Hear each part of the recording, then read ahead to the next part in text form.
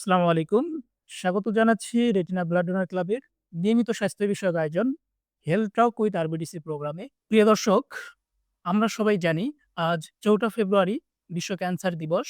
মরণব্যাধি cancer নিয়ে মানুষের আতঙ্কের কোনো শেষ নেই। ক্যান্সার সম্পর্কে সচেতনতা বৃদ্ধি, প্রতিরোধ, চিকিৎসা এবং প্রাথমিক শনাক্তকরণ বিষয়গুলো নিয়ে আলোচনার জন্য আমাদের সঙ্গে রয়েছেন রংপুর মেডিকেল কলেজের ক্যান্সার রোগ বিশেষজ্ঞ ডাক্তার খন্দকার আরিফ হাসনাত স্যার। স্যার, আপনাকে স্বাগতম। ধন্যবাদ আপনাকে। অ্যা আরবিডিস থেকে এবং দর্শকদের এমন একটি বিষয়ে কথা বলার সুযোগ দেওয়ার জন্য। স্যার, এই যে আজকে বিশ্ব ক্যান্সার দিবস পালিত হচ্ছে, বিভিন্ন ধরনের অ্যাওয়ারনেস প্রোগ্রাম হচ্ছে, র্যালি হচ্ছে। তো আজকের এই ক্যান্সার দিবসের প্রতিপাদ্যটা কি? বা কেনই বিশ্ব ক্যান্সার দিবস পালিত হয়? ২০০০ সাল থেকে প্যারিসে একটি গ্লোবাল সামিট অফ ক্যান্সার ২০০০ সালে এটা অনুষ্ঠিত হয় এবং এখানেই ৪ঠা ফেব্রুয়ারিকে বিশ্ব ক্যান্সার দিবস হিসেবে পালনের সিদ্ধান্ত হয়। তারই পরিপ্রেক্ষিতে প্রতি বছর সারা বিশ্বে ৪ঠা ফেব্রুয়ারিকে বিশ্ব ক্যান্সার দিবস হিসেবে পালন করে আসছে। তো এর এটার আবার ৩ বছর পর একটা করে থিম তৈরি হয়। তো ২০২৫ থেকে ২০২৭ সাল পর্যন্ত থিমটা হচ্ছে ইউনাইটেড বাই ইউনিক।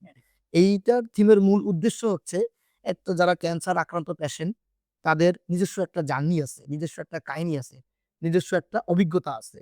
তো এই গুলোকে অ্যা আমরা পুঁজি করে কিভাবে ক্যান্সারকে প্রতিরোধ করা সম্ভব, কিভাবে ক্যান্সারের ট্রিটমেন্ট আমরা করতে পারবো, কিভাবে আমরা আ ক্যান্সারকে আরো মানুষের ক্যান্সার নিয়ে যে মানুষের ভয় কাজ করে এগুলো যেন মানুষ যেন ক্যান্সারকে ভয় না পায়, এইটার এক পরিপ্রেক্ষিতেই আমরা মনুষ্যকেন্দ্রিক একটা পন্থার উদ্ভাবন করি এই ক্যান্সার দিবস উপলক্ষে। আমরা অনেকেই জানি যে বিশ্বে প্রতি বছর প্রায় ২ কোটি মানুষ ক্যান্সার আক্রান্ত হয়। তার মধ্যে প্রায় ১ কোটি মানুষ এই ক্যান্সার রোগে মৃত্যুবরণ করে। তার ব্যত্যয় বাংলাদেশেও না। বাংলাদেশে প্রতি বছর প্রায় ১,৭০,০০০ মানুষ ক্যান্সারে আক্রান্ত হয় এবং প্রায় ১,২০,০০০ মানুষ মৃত্যুবরণ করে। ক্যান্সারে যেন মানুষ মৃত্যুবরণ না করে, ক্যান্সারকে যেন মানুষ জয় করে, এজন্যই কিন্তু আমরা প্রতি বছর বাংলাদেশেও ৪ঠা ফেব্রুয়ারি ক্যান্সার দিবস হিসেবে পালন করে আসছি। এই যে আপনি বললেন যে প্রত্যেক বছর প্রায় ২ কোটি মানুষ ক্যান্সারে আক্রান্ত হয় এবং মারা যায় প্রায় ১ কোটি মানুষ। শতকরা হিসেবে সেটা প্রায় ৫০%। বাংলাদেশেও প্রত্যেক বছর প্রায় ১,৭০,০০০ মানুষ আক্রান্ত হয় এবং মারা যায় প্রায় ১,২০,০০০। কিন্তু শতকরা হিসেবে দেখলে এটা ৭০% রও বেশি। তো বাংলাদেশে এই মৃত্যুর হারটা বেশি হওয়ার কারণ কি? এটার আসলে সবচেয়ে বড় কারণ হচ্ছে আমাদের কাছে ক্যান্সার রোগীগুলো আসে হচ্ছে লেট স্টেজে মানে দেরি থেকে আসে। ক্যান্সারের আসলে ৪ টা ধাপ। তারা ৩ নাম্বার ৪ নাম্বার ধাপে আসে। এটাই হচ্ছে আসলে আমাদের মৃত্যুর হারের হওয়ার প্রধান কারণ আমাদের আসলে স্ক্রিনিং প্রোগ্রাম যেগুলো আছে, আমরা যেগুলো স্ক্রিনিং করি যেমন ব্রেস্ট ক্যান্সার, সার্ভাইকাল ক্যান্সার, আমাদের আরো যেমন কোলন ক্যান্সারের কিছু স্ক্রিনিং প্রোগ্রাম এখন আসছে। এই স্ক্রিনিং গুলো আমরা আসলে বুঝি না। আমরা আসলে করার চেষ্টাও করি না, কখনো করিও না। এটা একটা কারণ হতে পারে। আরেকটা কারণ হতে পারে যে আসলে আমরা ক্যান্সার হয়েছে, ক্যান্সার হলে আমরা দুর্দশাগ্রস্ত হয়ে যাই। দুর্দশাগ্রস্ত হয়ে যাই, কি করব, কোথায় যাব, টাকা-পয়সা কত টাকা খরচ হবে, পরিবার নিয়ে বসে যাই। ক্যান্সার ট্রিটমেন্ট করলে আমাদের কি হবে? এগুলো আসলে অনেক অবস্টাকল আসলে কাজ করে। আরেকটা কাজ হচ্ছে যে আসলে আমাদের চিকিৎসা সেবার মূল্য অনেক বেশি। কেমোথেরাপি, রেডিওথেরাপি, সার্জারি এগুলো আসলে ক্যান্সার রোগীর ক্ষেত্রে অ্যা অনেক ক্ষেত্রে ব্যয়বহুল। ব্যয়বহুল। তারা এটাকে অ্যা মানে ট্রিটমেন্ট শুরু করে হঠাৎ করে দেখবেন মাঝখানে তারা বন্ধ করে দিয়ে দেয়। কারণ তারা আর ট্রিটমেন্ট টাকার অভাবে করাতে পারে না। এটা একটা কারণ হতে পারে। আর আমাদের আর কারণ হতে পারে যে আসলে আমাদের সচেতনতা নাই। আমরা আসলে ধূমপান, তারপরে হচ্ছে জর্দা এগুলো খেলে যে আমাদের ক্যান্সার হতে পারে, এগুলো সম্পর্কে আমাদের মানুষকে বোঝালেও তারা বোঝার চেষ্টা করে না। আমাদের দেশেও ক্যান্সারে আক্রান্তর হার বাড়তেছে। আ আমরা অনেকেই আ অনেকের অনেককে আক্রান্ত হতে শুনি যে ব্রেস্ট ক্যান্সার, সার্ভাইকাল ক্যান্সার বা কোলন ক্যান্সার বিভিন্ন ধরনের ক্যান্সারে আক্রান্ত হচ্ছি। তো কোন ক্যান্সার গুলা সবথেকে বেশি হয়? এই বিষয়টা একটু। আসলে ক্যান্সার আসলে পুরুষ এবং মহিলা ২ ক্ষেত্রে ২ রকম হতে পারে। পুরুষের ক্ষেত্রে একটা ক্যান্সার বেশি হতে পারে, পুরুষ মেয়েদের ক্ষেত্রে একটা ক্যান্সার বেশি হতে পারে। আসলে পুরুষদের ক্ষেত্রে প্রোস্টেট ক্যান্সারটা সবার আগে বেশি হয়। তারপরে ফুসফুস ক্যান্সার, তারপরে কোলন ক্যান্সার, এগুলো আসলে পুরুষদের বেশি হয়। খাদ্যনালীর ক্যান্সার এগুলো পুরুষদের বেশি হয়। আর মেয়েদের ক্ষেত্রে স্তন ক্যান্সার হচ্ছে সবচেয়ে বেশি আমরা পাই। তারপরে আমরা জরায়ুর মুখের ক্যান্সার পাই, ওভারিয়ান ক্যান্সার পাই। তারপরে আমরা খাদ্যনালীর ক্যান্সার, স্টোমাক ক্যান্সার সবগুলোই আমরা মেয়েদের ক্ষেত্রে পাই আরকি। একজন মানুষ ক্যান্সারে আক্রান্ত হওয়ার পর তার আর্লি কিছু সিম্পটম দেখা যায়। তো সামগ্রিকভাবে ক্যান্সারের সিম্পটম বা লক্ষণগুলা কি হতে পারে? পৃথিবীতে প্রায় ২০০ র বেশি ক্যান্সার হয়। আসলে লক্ষণ বিভিন্ন ক্যান্সারে বিভিন্ন ধরনের হতে পারে। যেমন আপনি যেমন বলেছেন যে আসলে ক্যান্সারের লক্ষণগুলো কি হতে পারে? ক্যান্সারের অনেক ক্ষেত্রে ক্যান্সারের লক্ষণ নাও দেখা দিতে পারে। তার মধ্যেও অনেক লক্ষণ আছে। আমরা সেগুলো বলতে পারি। যেমন হচ্ছে আপনি যদি বলেন যে একটা রোগীর খেতে কষ্ট হচ্ছে, দেখবেন যে খেতে পানি যাচ্ছে না। অনেক তারপরে হঠাৎ করে দেখতেন যে শক্ত খাবারও গিলে যেয়ে সমস্যা হচ্ছে। তাহলে আমরা ধরে নিতে পারি যে তার খাদ্যনালীর ক্যান্সার হতে পারে। তারপরে একটা রোগীর আমরা যে দেখলাম যে না তার খাচ্ছে, খেলেই পেট ফুলে যাচ্ছে, বমি হচ্ছে, তার পাকস্থলী ক্যান্সার হতে পারে। তারপরে আপনি যে একটা রোগীর ক্ষেত্রে দেখতে পারলেন যে তার মলের সাথে রক্ত যাচ্ছে অথবা তার পায়খানা হঠাৎ, হঠাৎ করে ৪, ৫, ৭, ৮ দিন ডায়রিয়া হচ্ছে, আবার ৭, ৮ দিন পায়খানা নাই। যাকে আমরা বলি অল্টারেশন অফ বাউল হ্যাবিট। তাহলে তার কোলন ক্যান্সার হওয়ার সম্ভাবনা থাকতে পারে। তারপরে আমাদের কাছে রোগীরা নিয়ে আসে জরায়ু, মুখে ক্যান্সারে ধরেন যে তার মাসিক রাস্তা দিয়ে রক্ত আসতেছে। এগুলো আসতে পারে। সেটা আমরা মোদ্দা কথায় বলতে পারি যে আসলে ক্যান্সারের কিছু ওয়ার্নিং সাইন আছে। ৭ টা ওয়ার্নিং সাইন আমরা বলি। ৭ টা ওয়ার্নিং সাইনের মধ্যে সবার আগে হলো আপনার কণ্ঠস্বরগুলো চেঞ্জ হয়ে যায়। তারপরে কাশি কোনোভাবেই কমতেছে না। তারপরে হচ্ছে তার মলদ্বার দিয়ে রক্ত যাচ্ছে, মলের সাথে রক্ত যাচ্ছে। তারপরে তার একটা ধরেন গোটা হয়েছে অ্যাসিডের মতো, এই অ্যাসিডটা আস্তে, আস্তে বড় হচ্ছে। তারপরে তার শরীরের ওজন অস্বাভাবিকভাবে কমে যাচ্ছে। রক্তশূন্যতা দেখা দিচ্ছে। দুর্বলতা ওর বেশি অনুভব হচ্ছে। এগুলো যদি আমরা দেখতে পাই, তাহলে অবশ্যই আমরা দেরি না করে ডাক্তারের পরামর্শ নেওয়ার চেষ্টা করব। এই যে প্রতিনিয়ত আ মানুষ ক্যান্সারে আক্রান্ত হচ্ছে, দিন, দিন ক্যান্সারের প্রকোপ বাড়তেছে। তো ক্যান্সারের কারণগুলা কি হতে পারে? আমরা অনেকভাবে ক্যান্সারের কারণগুলোকে ভাগ করতে পারি। সেটা হচ্ছে আমাদের কিছু অভ্যাসগত কারণ আছে। তো অভ্যাসগত কারণগুলোর মধ্যে আমি ধূমপান করি, আমরা তামাক সেবন করি। এটার জন্য একটা sedentary লাইফস্টাইল লিড করি। আমরা শারীরিক পরিশ্রম করি না। আমরা শুধুমাত্র এখন বসেই থাকি। অনেক কিছুই করি না আমরা। তারপরে আমাদের খাদ্যাভ্যাসটার অস্বাস্থ্যকর খাদ্যাভ্যাস আমাদের। আমরা তেল জাতীয়, চর্বি জাতীয় খাবারগুলো বেশি খাই। আমরা অ্যালকোহল খাই, আমরা বিভিন্ন ধরনের কেমিক্যাল জাতীয় খাবারগুলো খাই। এগুলোর কারণে আসলে আমাদের অ্যা ক্যান্সার হওয়ার ক্যান্সার হতে পারে। তো আরেকটা কারণ হতে পারে যে আমাদের পরিবেশগত কিছু কারণ থাকতে পারে। যেমন আমরা পরিবেশে আমাদের আমরা অনেক সময় আমাদের কৃষকরা প্লাস হচ্ছে অনেকেই গ্রামে কাজ করে তারা অনেকক্ষণ রোদের মধ্যে থাকে। আমাদের এটা অতিবেগুনি রশ্মির কারণে অনেক সময় স্কিন ক্যান্সার হতে পারে। কৃষি খামারে আমরা অনেক জায়গায় আমরা হচ্ছে কীটনাশক ব্যবহার করি। কীটনাশকের মাধ্যমেও কিন্তু ক্যান্সার হতে পারে। তারপরে আমরা এক্স-রে করি, আমরা সিটি স্ক্যান করাই, আমরা বিভিন্ন পরীক্ষা-নিরীক্ষা করাই। ওগুলোর মাধ্যমে যেগুলো আমরা এক্স-রে মানে রঞ্জন রশ্মিও আমাদের শরীরে ঢুকে এটাও ক্যান্সার করতে পারে। এটা গেল একটা। আরেকটা হলো বংশগত কিছু কারণ আছে আমাদের। বংশগত কারণ আসলে ৫-১০% ক্ষেত্রে পরিবার থেকে তার মার অথবা তার বাবার কাছ থেকে তার সন্তানেরা আসতে পারে। এটার মধ্যে আপনার ব্রেস্ট ক্যান্সার, তারপরে হচ্ছে প্যানক্রিয়াটিক ক্যান্সার, স্টোমাক ক্যান্সার এগুলো আসলে কিছু ফ্যামিলিয়াল প্রিডিসপোজিং ফ্যাক্টর আছে। তারা পরিবারের কারো হলে তার বাচ্চা হওয়ার সম্ভাবনা থেকে যায়।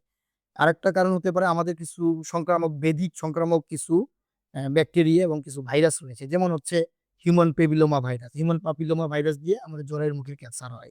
আমাদের হেপাটাইটিস বি, হেপাটাইটিস সি দিয়ে লিভার ক্যান্সার হতে পারে। হেলিকোব্যাক্টার পাইলোরি নামে একটা ব্যাকটেরিয়া রয়েছে, এটা দিয়ে স্টোমাক ক্যান্সার হতে পারে। আমরা জানি যে ক্যান্সার নিরাময়ের থেকে প্রতিরোধই শ্রেয়। তো একজন মানুষ আ তার জীবনধারার কি ধরনের পরিবর্তন আনলে এই ক্যান্সারের ঝুঁকি থেকে মুক্ত থাকতে পারবে?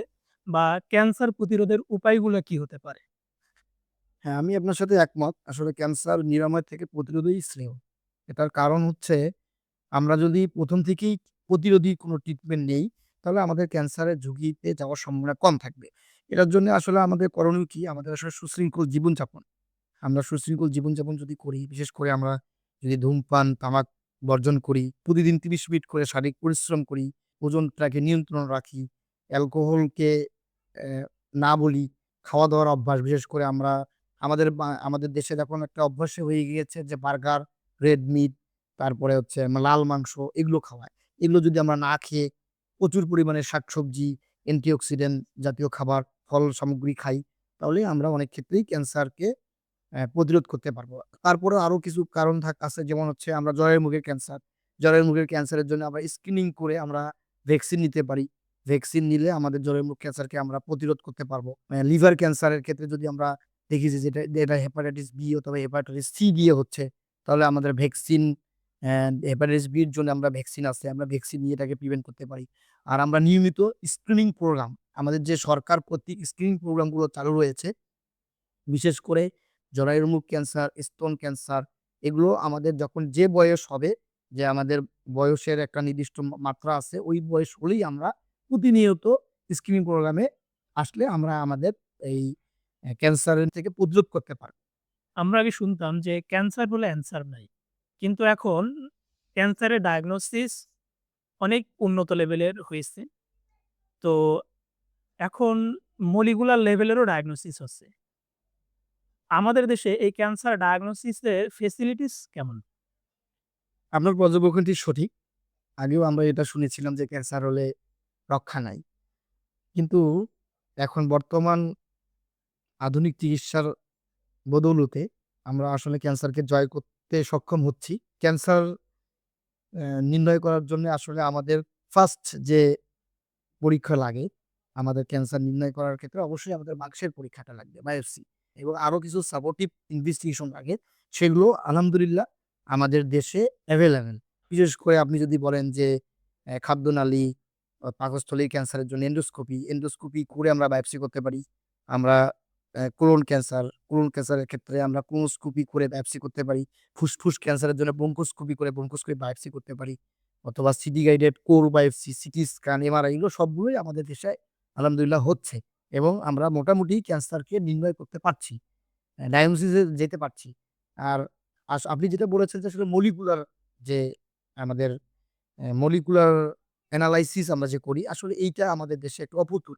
আমরা আমাদের ল্যাব ফ্যাসিলিটিস, আমরা মলিকুলার লেভেলের পরীক্ষাগুলো করাতে পারি না বাংলাদেশে। কিছু প্রতিষ্ঠান এখন চালু করেছে। বাট এই পরীক্ষাগুলো আসলেও আমরা করার করতে পারলে আমাদের যে মলিকুলার লেভেলের যে ট্রিটমেন্ট, বিশেষ করে ফুসফুস ক্যান্সার আপনি যদি বলেন যে মলিকুলার এনালাইসিস করে আমরা টার্গেটেড থেরাপি দিতে পারি। আমরা কোলন ক্যান্সারের ক্ষেত্রে টার্গেটেড থেরাপি দিতে পারি। ওভারির ক্ষেত্রেও টার্গেটেড থেরাপি দিতে পারি। অনেক মলিকুলার লেভেলের আমাদের আমরা ট্রিটমেন্ট দিতে পারি যদি আমরা মলিকুলার টেস্ট গুলা করতে পারি। এবং এই মলিকুলার টেস্ট যদি আমরা টার্গেট থেরাপি দিয়েও রুগীকে অনেকদিন পর্যন্ত রুগীকে বাঁচানো সম্ভব। যেহেতু আপনি বললেন যে মলিকুলার লেভেলের ডায়াগনোসিস অনেক বেশি কার্যকরী। তো আমাদের দেশে মলিকুলার লেভেলের ডায়াগনোসিস আ করানোর জন্য বা বৃদ্ধি করার জন্য যে কোনো কার্যকরী কোনো পদক্ষেপ আছে কিনা? এই বিষয়টা একটু বলবেন। হ্যাঁ, অবশ্যই বাড়ানো যায়।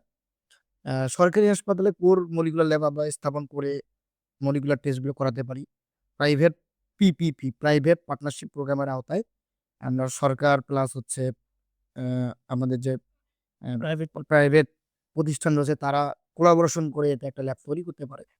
তারপরে আমরা প্রাইভেট প্রতিষ্ঠানের উপর ট্যাক্স যদি কমায় দেই, তাহলে কিন্তু তারা আগ্রহী হবে এই পরীক্ষাগুলো প্লাস এই ল্যাবগুলো তৈরি করতে, তারা বেশি আগ্রহী হবে। তাহলে আমাদের অনেকাংশেই আমরা ক্যান্সারকে নির্ণয় করতে পারবো। মলিকুলার লেভেলে ক্যান্সার নির্ণয় করতে পারবো।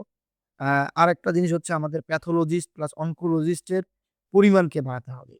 দক্ষ প্যাথোলজিস্ট না হলে আসলে মলিকুলার টেস্ট করা সম্ভব না। এজন্য আমাদের প্যাথোলজিস্ট সরকারি অর্থায়নে হোক, ব্যা প্যা প্রাইভেট অর্থায়নে হোক, বেসরকারি অর্থায়নেই হোক, আসলে প্যাথোলজিস্ট এবং অনকোলজিস্ট দুটাই বাড়াতে হবে। তো আমরা জানি যে ক্যান্সার একটি ব্যয়বহুল চিকিৎসা। অনেক পরিবার ক্যান্সার এর চিকিৎসা করাতে গিয়ে নিঃস্ব হয়ে যাচ্ছে। তো বাংলাদেশ সরকারের উদ্যোগে বা মানবিক কোনো সহায়তার ব্যবস্থা আছে কিনা? এবং থাকলেও কতটুকু আছে বা এটার পরিধি বিস্তৃত করার কোনো পদক্ষেপ আছে কিনা? তো এই বিষয়গুলো যদি আমাদেরকে একটু বলতেন। অবশ্যই ক্যান্সার একটি ব্যয়বহুল ট্রিটমেন্ট। অ্যা সবার জন্যে ক্যান্সারের ট্রিটমেন্টকে সহজলভ্য করার জন্যে সরকারিভাবে বিশেষায়িত ক্যান্সার হাসপাতাল করলে, প্রতিটা বিভাগে যদি আমরা একটা বিশেষায়িত ক্যান্সার হাসপাতাল করতে পারি, তাহলে অনেকাংশেই ৮০-৯০% মানুষ এই ক্যান্সারের ট্রিটমেন্ট সুফল পেতে পারে। আমরা জানি যে সরকার সমাজসেবা অধিদপ্তর কর্তৃক সরকার প্রতি ক্যান্সার রোগীর জন্য ৳৫০,০০০ একটি অনুদান দেয়। এটা আসলে আমাদের পার্শ্ববর্তী দেশ যে ভারত, সেখানে প্রায় ৳৫,০০,০০০ দেওয়া হয়। ৳৫,০০,০০০ দিলে কিন্তু সে একটা আস্থার জায়গা পেল যে ট্রিটমেন্ট করতে পারবো। এটা যদি আমরা অনেকাংশেই সমাজসেবা অধিদপ্তর থেকে যদি এটা আরো বাড়ানো সম্ভব হয়, তাহলে কিন্তু তারা ক্যান্সার ট্রিটমেন্ট করতে আগ্রহী হবে। টাকাটা পেলে তাদের জন্য আরো সুবিধা হয়। তারপরে আমরা স্বাস্থ্য বীমা পলিসি, আমাদের যে স্বাস্থ্য বীমা পলিসি আছে, বিভিন্ন দেশে বীমা পলিসি আছে। এই বীমা পলিসিগুলো তো আমাদের দেশে নাই। এই বীমা পলিসিগুলো যদি আমরা ক্রিয়েট করতে পারি, আমরা যদি এই বীমা পলিসিগুলো মানুষের মাধ্যমে দিতে পারি, তাহলে আসলে ক্যান্সার ট্রিটমেন্ট করার ক্ষেত্রে তারা আগ্রহ প্রকাশ করবে। আর বিভিন্ন চ্যারিটেবল ফাউন্ডেশন আছে, প্রতিষ্ঠান রয়েছে। তারা ক্যান্সারের ট্রিটমেন্টে আগায় আসতে তাদেরকে এনকারেজ করতে হবে যে আপনারা ক্যান্সারের ট্রিটমেন্ট করার জন্যে মানুষকে ক্যান্স করা উৎসাহ দেন। তারা এবং আরো সহযোগিতা করেন। আরেকটা কাজ করা যেতে পারে যে আমাদের যে ধূমপান এবং তামাকের উপর যে আমাদের করগুলো রয়েছে, এই করটা আরো বেশি করে বাড়ায় দিয়ে যে পরিমাণ আমাদের রাজস্ব আয় হবে, ভ্যাট আদায় হবে, এই ভ্যাটটা আমরা ক্যান্সার আক্রান্ত রোগীদের সেবায় ব্যবহার করব। তাহলে অনেকাংশেই আমরা আমাদের ক্যান্সারের যে ব্যয়টা এটা কমাতে সক্ষম হব। সর্বশেষ আ ক্যান্সার আক্রান্ত রোগীর প্রতি এবং তাদের পরিবারের প্রতি আপনার কোনো পরামর্শ থাকলে সেটা বলবেন প্লিজ। ধন্যবাদ। ক্যান্সার আসলে অ্যা ক্যান্সার হলেই যে আপনি আপনার জীবন শেষ হয়ে গেল এটা এখন না। ক্যান্সার কিন্তু এখন নিরাময়যোগ্য। ক্যান্সার হলে আপনি অবশ্যই চিকিৎসকের পরামর্শ নিয়ে সুস্থ জীবনযাপন করতে পারেন। এবং আমি ক্যান্সার আক্রান্ত পরিবারের মানুষদেরকে বলব, আপনারা আপনার ক্যান্সার আক্রান্ত রোগীকে মানসিকভাবে, সামাজিকভাবে, ধর্মীয়ভাবে তাকে সাপোর্ট দিবেন। তাকে সাপোর্ট দিলে সে আপনাদের সাপোর্ট প্লাস ট্রিটমেন্টের সাপোর্টে আশা করা যায় যে সে যদি ১ম এর দিকে ক্যান্সার নির্ণয় করা সম্ভব হয় স্টেজ 1 অথবা স্টেজ 2 তে, তাহলে অবশ্যই এই ক্যান্সারকে আমরা নিরাময়যোগ্য করতে পারবো। আপনাদের সাহস, আপনাদের সহযোগিতা, আপনাদের এবং আমরা যারা ডাক্তাররা রয়েছি আমাদের সাপোর্টিং স্টাফ, আমরা আপনাদেরকে সর্বাত্মক সহযোগিতা করার জন্যে এক পায়ে দাঁড়িয়ে আছি। আপনারা আমাদের কাছে আসুন, ক্যান্সারকে ভয় না পেয়ে ক্যান্সারের ট্রিটমেন্ট করুন এবং ক্যান্সারকে নিরাময় করার চেষ্টা করুন। স্যার আপনাকে অসংখ্য ধন্যবাদ গুরুত্বপূর্ণ বিষয়ে আলোচনা করার জন্য। আশা করি আপনার এই আলোচনা ক্যান্সার রোগীদের অনেক বেশি সাহস যোগাবে। বিশ্ব ক্যান্সার দিবস শুধু একটি দিবস নয়, এটি একটি বার্তা। সচেতন হই, প্রতিরোধ করি এবং সবাইকে সমর্থন করে একসাথে ক্যান্সারের বোঝা কমাই।